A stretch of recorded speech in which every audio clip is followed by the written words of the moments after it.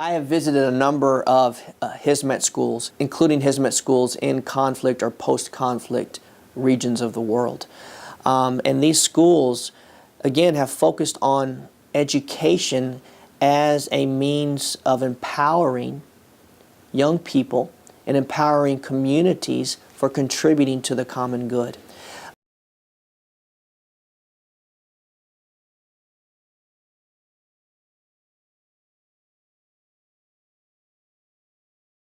I think the Hizmet movement sees education as a critical ingredient to coexistence, as a critical ingredient to bettering our communities in terms of well-being, whether it be in the area of health care, whether it be in the area of politics, whether it be in the area of jobs.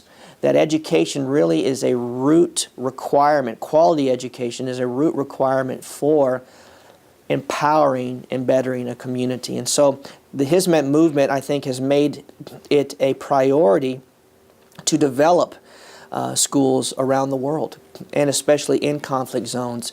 And I witnessed that in Sarajevo and throughout Bosnia, schools that have been developed there that have focused on integrated education with an integrated classroom where all are welcome, whether they are Muslim, Catholic, or Orthodox. And I think that this has been instrumental in the overall peace-building agenda within that region of the world. And I think you can see this example in many places around our globe in terms of the Hizmet movement and education. Hizmet's charity activities, I think, are a critical ingredient to its success and its identity as a Muslim movement, a movement rooted in its faith.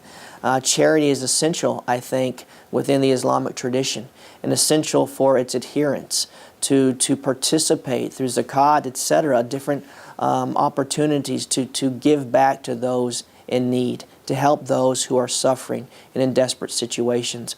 And so I think it has been very important for the Hizmet movement to have a robust and comprehensive approach to charity, to supporting those who are suffering.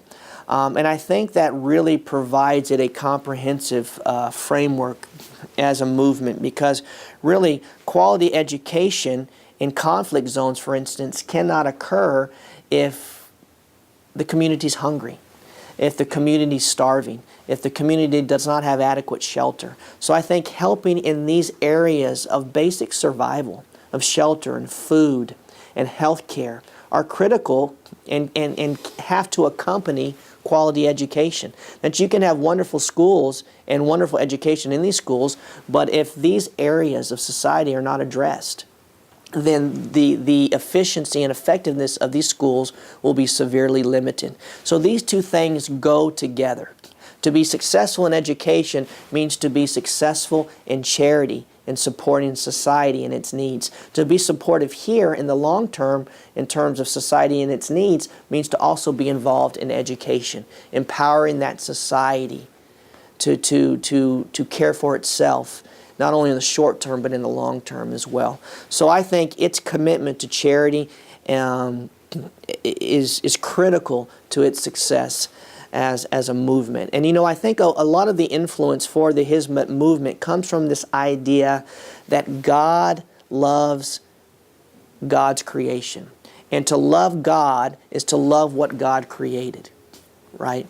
And so I think that inspires many within the Hizmet movement to reach out and help those who are hurting, regardless if they are Muslim or Christian or Jewish or Hindu or are of no faith. But simply because God loves them as part of His creation mandates that they do the best they can to meet these individuals' basic needs for survival and flourishing.